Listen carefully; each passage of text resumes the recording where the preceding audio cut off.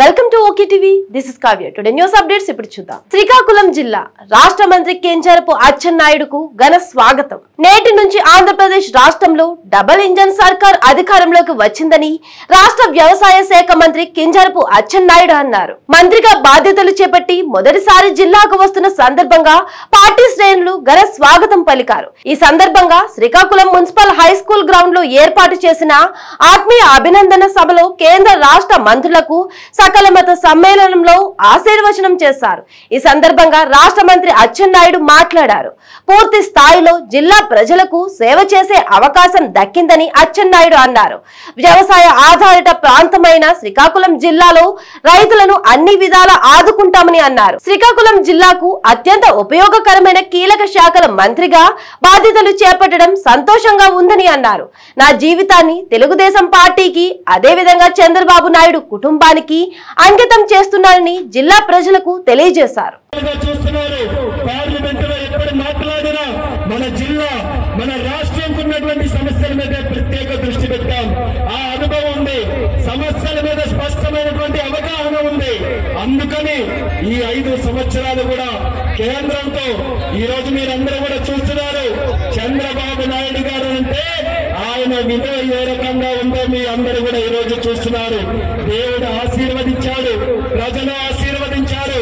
అందుకనే ఆయనకి ఎక్కడైతే అవమానం జరిగిందో, ఎక్కడైతే ఆయనకి నష్టం జరిగిందో మళ్ళీ దేవుడు వడ్డీతో సహా తిరిగి ఇచ్చే విధంగా దేశం మొత్తం ఈ రోజు చంద్రన్న చంద్రన్న చంద్రన్న అని చెప్పుకునే స్థాయిలో ఈ రోజు ఆయన కూర్చొని పెట్టాడు.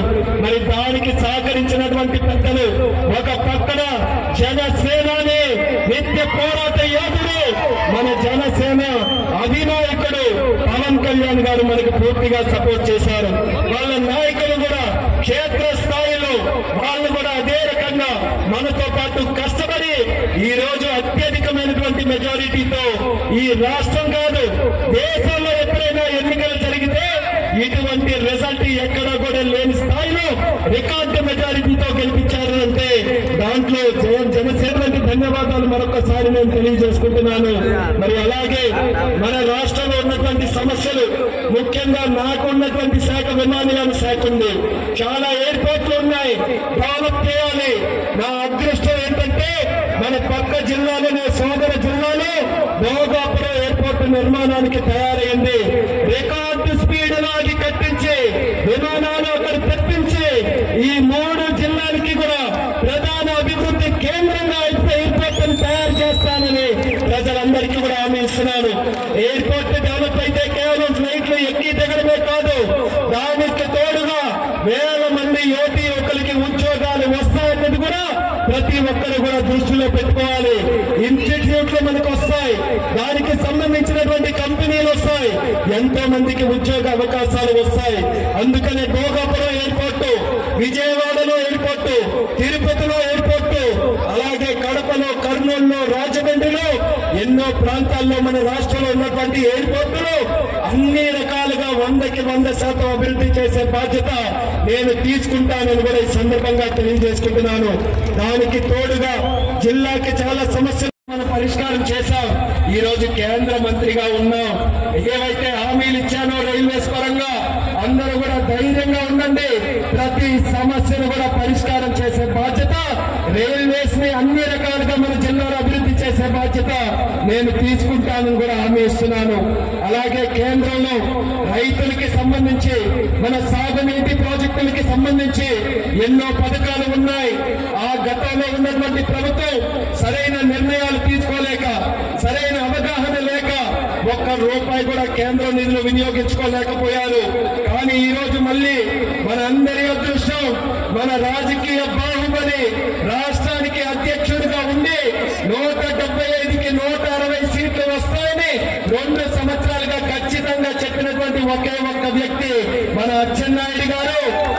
మొన్నటి వరకు ఒకే ఒక ఇంజిన్ బండితో మనం నడిపించాం. ఈ రోజు 2 ఇంజిన్ల బండి వచ్చింది. ఒక ఇంజిన్ బండి ఉంటే నీకు తెలుసు. అదే 2 ఇంజిన్లుంటే ఎంత వేగం పరిగెడతాదో మీ అందరికీ తెలుసు. కేంద్ర ప్రభుత్వం సహకారం, మోడీ గారి సహకారం తీసుకుని ఈ రాష్ట్రాన్ని అన్ని విధాల గాడిలో పెడతాం. శ్రీకాకుళం జిల్లా చాలా పేదరికం జిల్లా, వలసలు వెళ్ళిన జిల్లా. ఈ జిల్లాని ఎన్ని విధాలుగా అభివృద్ధి చేసినా ఈ జిల్లా ప్రజల రుణం తీర్చుకోలేము. ఇచ్చాపురం నుంచి హెచ్చర్ల వరకు 8 స్థానాలు ఈ జిల్లాలో ఉన్నాయి. 8 స్థానాలు కూడా 60-70% ఓట్లతో ప్రజలు మమ్మల్ని గెలిపించారంటే శ్రీకాకుళం జిల్లా ప్రజలకి జీవితాంతం సేవ చేసిన ఈ జిల్లా ప్రజల రుణం తీర్చుకోలేమని ఈ సందర్భంగా తెలియజేస్తున్నాను. ఈరోజు కేంద్ర మంత్రిగా రామ్మోహన్ నాయుడు ఉన్నాడు. రాష్ట్రంలో నేను కేబినెట్ మంత్రిగా ఉన్నాను. నా శాఖ నేను 3 రోజుల నుంచి రివ్యూ చేస్తుంటే శ్రీకాకుళం జిల్లాకి 90% మంది ప్రజలకి ఉపయోగపడినటువంటి శాఖ. వ్యవసాయ ఆధారిత జిల్లా. మత్స్యకారులు 194 కిలోమీటర్లు సుదీర్ఘమైనటువంటి తీర ప్రాంతం ఉన్నటువంటి జిల్లా. ఈ రోజు ప్రతి ఒక్కరూ వరి మీద ఆధారపడుతున్నారు. సబ్సిడీనిచ్చి ఈ జిల్లా రైతాంగానికి ప్రోత్సహించి హార్టికల్చర్ ని అభివృద్ధి చేయడానికి హార్టికల్చర్ కూడా మా దగ్గరే ఉంది.